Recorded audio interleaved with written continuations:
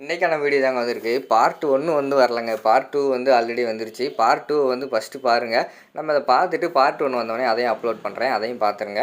இந்த வீடியோவில் என்ன நடக்குது அப்படின்னு பார்க்குறோம். சேனலை மட்டும் மறக்காமல் லைக் அண்ட் சப்ஸ்கிரைப் மட்டும் பண்ணிடுங்க. ஃபஸ்ட்டு எடுத்தோடனே ஃபஸ்ட்டு பார்ட்டில் வந்து நம்ம அழகர், அதுக்கடுத்து அவங்க ஃபேமிலி இருக்காங்களே எல்லாருமே வந்து அழகரை வந்து அடிச்சிருப்பாங்கன்னு நினைக்கிறேன்.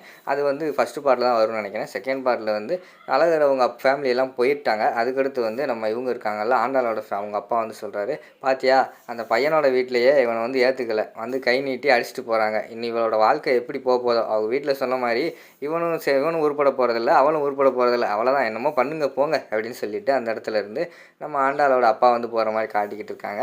அடுத்து வந்து அந்த இடத்துல நின்று அழுதுகிட்டு இருக்காரு. நம்ம அழகர் வந்து இப்படி நம்ம வீட்டில் வந்து நம்மளை வந்து இப்படியா கை நீட்டி அடிச்சுட்டு போயிட்டாங்களே எல்லோரும் முன்னாடியும் அப்படின்னு சொல்லிட்டு அவர் வந்து அழுதுகிட்டே நின்றுட்டு இருக்காரு. அந்த இடத்துல வந்து நம்ம ஆண்டாள் வந்து வராங்க. என்ன ஃபீல் பண்ணுறியா, சாரி அப்படிங்கிற மாதிரி சொல்கிறாங்க. உடனே அழுதுகிட்டே இருந்துக்கிட்டு அவங்களும் ஆமாம் ஃபீல் பண்ணுறேன் அப்படிங்கிற மாதிரி சொன்ன உடனேயும் ஃபீல் பண்ணணும்ல, ஏன்னா நீ ஃபீல் பண்ணலையோ நான் பயந்துட்டேன், உன்னைய ஃபீல் பண்ண வச்சு ஏன்டா இவளை கடத்தணும் அப்படின்னு சொல்கிற அளவுக்கு உன்னை வந்து நான் கொண்டு வருவேன் அப்படிங்கிற மாதிரி சொல்லிட்டு திருப்பியும் வில்லி கேரக்டர் மாதிரி பண்ணிக்கிட்டு இருக்காங்க.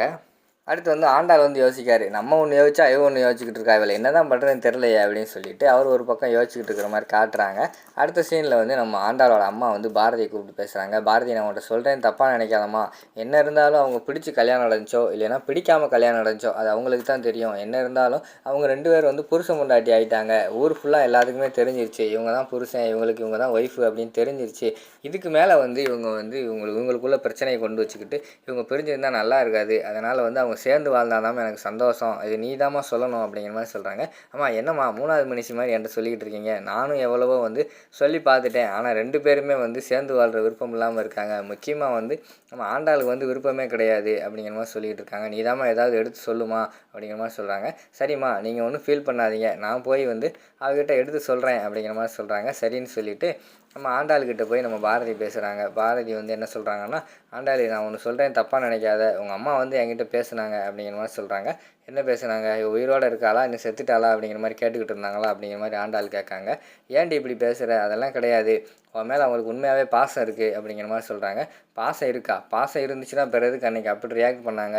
எல்லாருமே வந்து என்னை ஓடுகாலி அப்படி இப்படின்னு திட்டும்போது இவங்க வந்து எனக்கு சப்போர்ட் பண்ணி நின்றுருக்கணும். அதை விட்டுட்டு இவங்க தேவையில்லாமல் என்னையே அடித்து இவங்களும் என்னை வந்து ஓடுகாலி மாதிரி வந்து எல்லோரும் முன்னாடி காட்டிட்டாங்க அப்படிங்கிற மாதிரி வந்து ஆண்டாள் சொல்கிறாங்க. அன்னைக்கு கோவத்தில் ஏதோ பண்ணிட்டாங்கடி, கோவம்னா என்னனாலும் பண்ணலாமா அப்படிங்கிற மாதிரி சொல்கிறாங்க. சரி, இப்போ நீ அழகரை என்ன பண்ணிக்கிட்டு இருக்க, ஒரு கோவத்தினால தானே பண்ணிக்கிட்டு இருக்க அப்படிங்கிற மாதிரி சொன்னோடனே, ஆமாம் அவன் என்னை கடத்தினான், அதனால் அவன் மேலே உள்ள கோவத்தில் அவனை பழி வாங்குறேன் அப்படிங்கிற மாதிரி சொல்கிறாங்க. அதே கோவம் தான், நீ கோவத்தில் எதுவும் பண்ணால் சரி, ஆனால் அவங்க பேரண்ட்ஸ் வந்து கோவத்தில் எதுவும் பண்ணால் தப்பா, அதெல்லாம் கிடையாது, அவங்க மேலே உண்மையாக பாசம் வச்சு தான் சொல்கிறாங்க, நீங்கள் 2 பேரும் சேர்ந்து வாழணும் அப்படிங்கிற மாதிரி நினச்சிக்கிட்டு இருக்காங்க அப்படிங்கிற மாதிரி சொல்கிறாங்க. அது மட்டும் நடக்கவே நடக்காதுன்னு சொல்லி அந்த அழகரை நான் சும்மா விட மாட்டேன், அவளை வந்து பழி வாங்காமல் விட மாட்டேன். அது மட்டும் இல்லாமல் எங்கள் அப்பா எங்கள் அம்மாவையும் நான் பழி வாங்க போகிறேன். அவங்களும் எல்லோரும் நம்பலை, அவங்களாவது நம்புவாங்கன்னு நினச்சேன், அவங்களும் நம்பலைல, அதனால் அவங்களையும் நான் சும்மா விட மாட்டேன் அப்படிங்கிற மாதிரி வந்து ஒரு பக்கம் வந்து ஆண்டாள் சொல்லிக்கிட்டு இருக்கிற மாதிரி காட்டுறாங்க. இவ சொன்னால் திருந்த மாட்டான், என்னமோ பண்ணுடி அப்படின்னு சொல்லிவிட்டு அந்த இடத்துல இருந்து போகிறாங்க. இப்போ நீ எதுக்குடி கோவப்படுற அப்படிங்கிற மாதிரி சொல்கிறாங்க. இல்லைடி, வாழ்க்கை வந்து எப்போனாலும் மாறும். நான் வந்து ஃபஸ்ட்டு என் ஹஸ்பண்டை பிரிஞ்சிருந்தப்போ, வாசுவை பிரிஞ்சிருந்தப்போ வந்து என் வாழ்க்கையே போச்சு, இதுக்கடுத்து என்ன பண்ணுவேன்னு இருந்தேன். அப்போ தான் ஆதி வந்து உள்ளே வந்தார். ஆதி வந்து வேறு ஒரு உலகத்துக்கு என்னை வந்து கூட்டு போனார். அப்போ நாங்கள் வந்து வாசுவை மறந்து இருக்கிற அளவுக்கு நாங்கள் ஜாலியாக இருந்தோம். இப்போ பார்த்தா அவரே வந்து இப்படி ஒரு துரோகத்தை பண்ணிட்டாரு. அதனால் வாழ்க்கை எந்த நேரத்தில் எப்படி மாறும்னு யாருக்குமே தெரியாதுடி. அதனால் நீ என்ன பண்ணுறேன்னா, முடிஞ்ச அளவு இப்போ சந்தோஷமாக இருக்க பாரு அப்படிங்கிற மாதிரி சொல்கிறாங்க. அதெல்லாம் எனக்கு தெரியும், நீ பார்த்துக்கோடி, இருந்தாலும் நீ வந்து ஆதி கூட சேர்ந்து வாழ்கிறது தான் கரெக்டுன்னு தோணுது. ஏன்னா உங்கள் பிரச்சனை வேறு, என் பிரச்சனை வேறு, இது வந்து அவருக்கு இதுக்கு சம்மந்தம் இருக்காதுன்னு போல் எனக்கு தோணுது அப்படிங்கிற மாதிரி ஆண்டாள் சொல்கிறாங்க.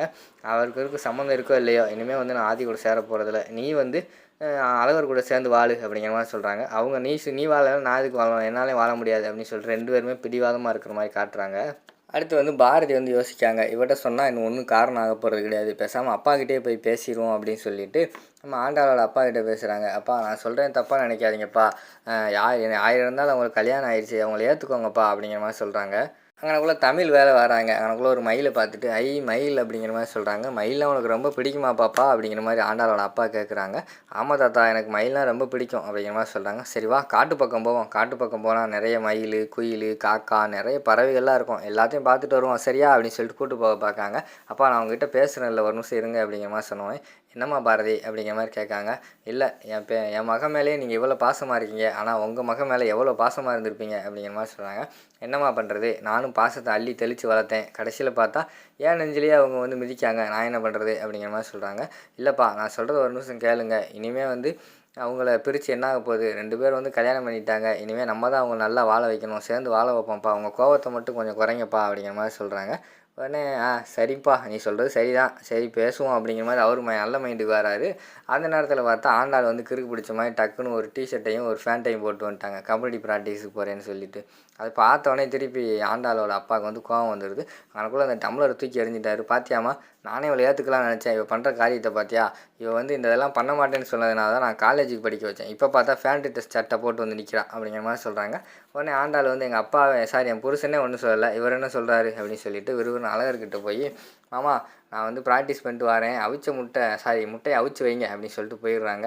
அதுக்கடுத்து பார்த்தா நம்ம ஆண்டாளோட அப்பா வந்து இன்னும் என்னென்னலாம் பண்ண போகிறாளோ எல்லாம் ஒன்றால் தாண்டா அப்படின்னு சொல்லிட்டு அழகரை பிடிச்சி திட்டுறாங்க. உடனே அழகர் அவள் என்ன பண்ணாலும் நம்மளை தான் திட்டுறாங்க, நம்ம என்ன பண்ணாலும் நம்மளை தான் திட்டுறாங்களே, என்ன பண்ணுறது அப்படின்னு சொல்லிட்டு யோசிச்சுக்கிட்டு இருக்கிற மாதிரி காட்டுறாங்க. இதோட பார்த்தீங்கன்னா இந்த பார்ட் 2 எபிசோடு வந்து முடிஞ்சிருது.